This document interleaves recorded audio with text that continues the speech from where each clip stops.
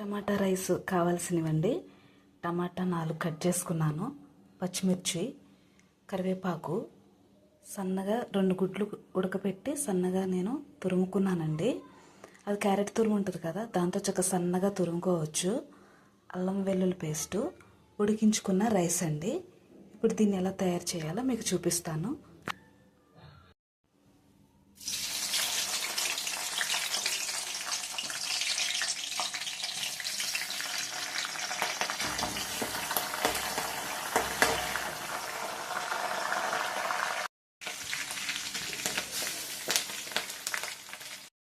దోరగా మగ్గిన తర్వాత కొంచెం అల్లం వెల్లుల్లి పేస్ట్ కూడా వేసుకున్నానండి.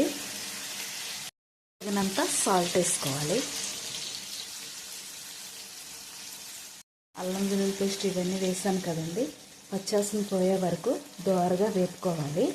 ఇలా వేగిన తర్వాత తురుము పెట్టుకున్న కోడిగుడ్డు కూడా మనం ఇందులో వేసేసుకొని చక్కగా దోరగా వేపేసుకోవాలి.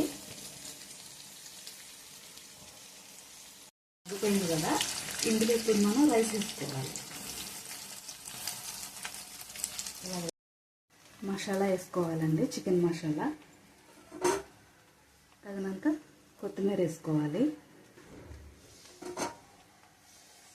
ఉప్పు మనం చూసుకొని వేసుకోవాలండి. ఇలా కలిపే.